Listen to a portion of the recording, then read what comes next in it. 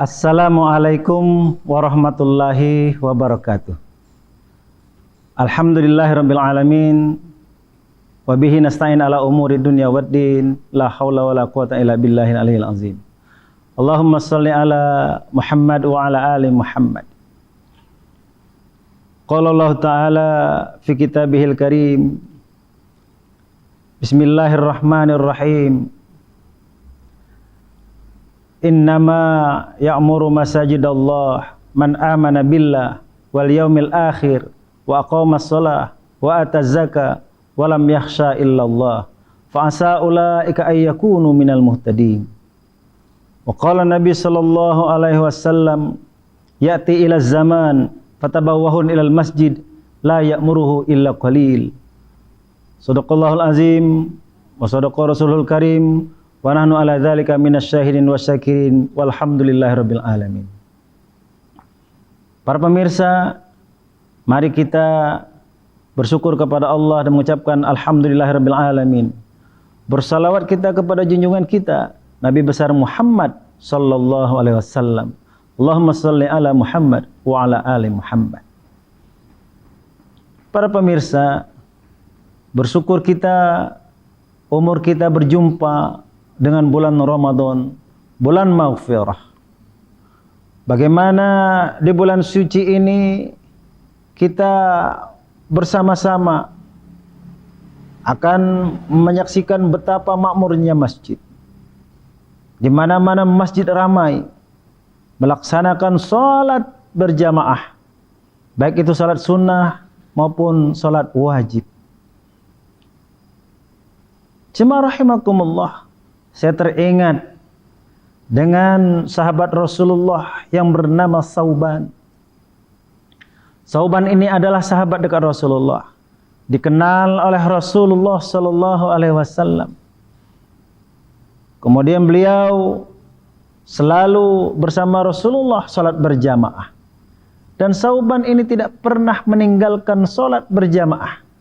Ketika beliau memakmurkan masjid, menuju langkahnya ke masjid, tiap 5 waktu sebelum azan berkumandang, sahabat Sauban ini selalu berada di masjid. Para pemirsa, suatu waktu pada salat subuh, Rasulullah SAW masuk ke dalam masjid. Ketika Rasulullah masuk ke dalam masjid, kebiasaan Rasulullah ada melihat para sahabatnya. Dan pada pagi itu Rasulullah tidak melihat sahabatnya Sauban. Sahabatnya Sauban ini kalau berada di masjid, dia berada di pojok kanan. Dan Rasulullah sangat tahu di mana sahabat-sahabatnya kalau berada di dalam masjid. Maka Rasulullah bertanya kepada para sahabatnya, adakah yang tahu di mana Sa'ban atau di mana Sauban?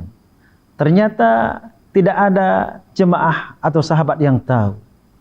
Akhirnya Rasulullah sallallahu alaihi wasallam menunda waktu salat subuhnya atau diundur sebentar agar Sauban ini dapat bersama-sama mengikuti salat berjamaah. Para pemirsa, setelah ditunggu-tunggu Sauban ini belum muncul juga. Akhirnya karena takut kesiangan maka salat subuh itu dilaksanakan dan iqamah pun dilantunkan sehingga Rasulullah SAW memimpin langsung salat subuh secara berjamaah. Ketika salam telah selesai, salat sudah selesai, Rasulullah kembali Rasulullah menoleh ke belakang. Beliau pun tidak melihat sahabatnya Sauban. Dan beliau kembali bertanya, adakah yang tahu di mana Sauban? Tak ada sahabat yang tahu. Akhirnya Rasulullah bertanya, adakah yang tahu di mana rumahnya Sauban? Saya ya Rasulullah, saya tahu di mana rumahnya Sauban. Salah seorang sahabat menjawab. Kata Rasulullah, mari kita ke rumah Sauban, karena saya khawatir terjadi apa-apa dengan sahabat kita Sauban. Mereka berjalan bersama sahabat, Rasulullah bersama sahabat berjalan menuju ke rumah Sauban. Ternyata para pemirsa, jarak rumah Sauban dari masjid itu adalah menempuh perjalanan 3 jam. Dari rumah Sauban ke masjid 3 jam, dari masjid ke rumah Sauban itu 3 jam. Dan sampailah di rumah Sauban, singkat cerita, Rasulullah menyampaikan salam, mengucapkan salam, keluarlah istri Sauban. Rasulullah bertanya, di manakah Sauban? Mengapa tidak seperti biasanya?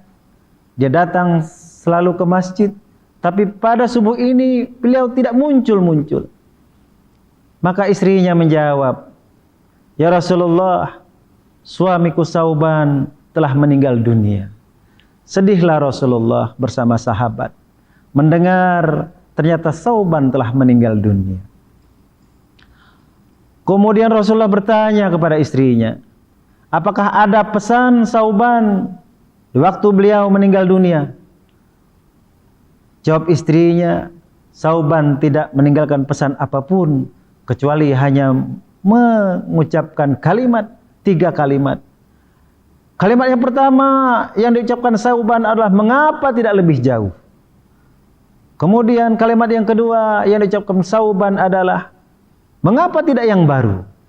Kalimat yang ketiga yang diucapkan Sauban ketika Sauban sakaratul maut adalah mengapa tidak semuanya. Apakah maknanya itu ya Rasulullah? Kata istri Sauban. Maka Rasulullah menjelaskan makna yang diucapkan oleh Sauban ketika beliau meninggal dunia atau ketika beliau sakaratul maut.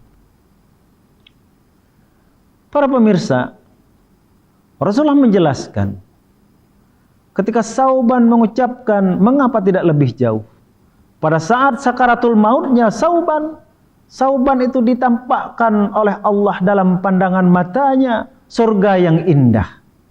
Dan amal soleh Sauban ditampakkan pula dalam pandangannya, di mana amal soleh Sauban pada saat itu adalah bahwa ketika Sauban melangkahkan kakinya dari rumah ke masjid, dari masjid pulang ke rumahnya, menuju masjid dengan perjalanan 3 jam, maka dengan perjalanan 3 jam itu Allah tampakkan surga dalam pandangan Sauban. Dan para pemirsa, Sauban berpikir, dalam menempuh perjalanan 3 jam saja, surga begitu indah ditampakkan Allah. Bagaimana andai kata lebih jauh, tentunya surga itu akan lebih indah lagi. Maka Sauban itu berteriak. Dia mengenang amal solehnya. Mengapa tidak lebih jauh? Andai kata lebih jauh, tentunya akan lebih indah lagi surga yang diberikan Allah kepadanya. Kemudian yang kedua, ketika sakaratul mautnya, Sauban kembali ditampakkan surga yang indah dan amal solehnya. Amal solehnya ketika Sauban akan menuju masjid membuka pintu rumah, dilihatnya ada badai, ada angin yang kencang. Maka Sauban menutup pintunya dan karena takut kedinginan karena badai, dia menambah bajunya sehingga dia memakai baju 2 lapis. Dan Sauban membuka pintu langsung menuju masjid dalam perjalanannya. Di tengah perjalanan bertemulah dia dengan orang tua yang kedinginan. Kalau tidak dibantu orang tua ini akan meninggal kedinginan. Maka Sauban langsung membuka bajunya. Bajunya yang kedua, bajunya yang lusuh, dipeluknya, dipapahnya orang tua itu menuju ke masjid sehingga selamatlah orang tua itu. Maka Sauban dalam sakaratul mautnya berteriak, mengapa tidak yang baru? Andai kata Sauban ini membantu orang tua itu dengan baju yang baru, maka tentunya surganya lebih indah lagi. Yang terakhir para pemirsa, Sauban kembali ditampakkan oleh Allah dalam sakaratul mautnya surga yang indah dan amal solehnya. Ketika ada orang kelaparan, bertemu dengan Sauban yang sedang makan roti dan dengan segelas susu. Maka Sauban kasihan, khawatir melihat orang yang lapar itu. Dibagikanlah roti itu setengah kepada orang yang lapar itu, dan susunya pun dibagi dua. Makanlah mereka bersama. Maka Sauban ini berteriak, mengapa tidak semuanya? Andai kata semuanya Sauban ini berikan roti itu kepada yang lapar, maka tentunya surga itu akan lebih indah lagi. Begitulah para pemirsa, bahwa Sauban ini, apa yang dapat kita ambil hikmah dari cerita tersebut, bahwa Sauban berhenti memamurkan masjid, berjamaah sholat di masjid sampai ajalnya tiba. Dan Sauban betul-betul mengamalkan ayat sebagaimana Allah firmankan dalam Al-Quran, innama ya'muru masajidallah man amana billah. Hanya orang-orang yang beriman kepada Allah dan hari akhir yang mampu memamurkan masjid. Dan orang yang memamurkan masjid itu pasti sholatnya di masjid seperti Sauban. Orang yang memamurkan masjid itu pasti dermawan, aqamas shalah wa ata zakah seperti Sauban. Kemudian orang yang memamurkan masjid itu dalam keadaan apapun, dalam badai, hujan lebat, angin, dia tidak takut menuju masjid, tetap dia berjamaah di masjid. Dan akhirnya orang yang memamurkan masjid itu adalah fa'asa ulaika ayyakunu minal muhtadin. Maka langkah-langkah aktivitas orang yang memamurkan masjid itu adalah selalu dalam arahan Allah, bimbingan Allah, dan petunjuk Allah Subhanahu wa taala. Akhirnya Sauban meninggal dunia dalam tersenyum, ditampakkan sorga. Meninggalnya Sauban dalam keadaan husnul khatimah. Mudah-mudahan pemirsa, kita semuanya meninggal dunia apabila betul-betul memang sudah waktunya ajal kita, jadilah kita meninggal seperti Sauban. Allah tampakkan ada amal khusus, amalan khusus bagi kita yang Allah tampakkan ketika sakaratul maut. Dan insya Allah kita semuanya para pemirsa, insya Allah menjadi orang-orang yang akhir kehidupan kita adalah akhir yang husnul khatimah. Demikian pemirsa, wassalamualaikum warahmatullahi wabarakatuh.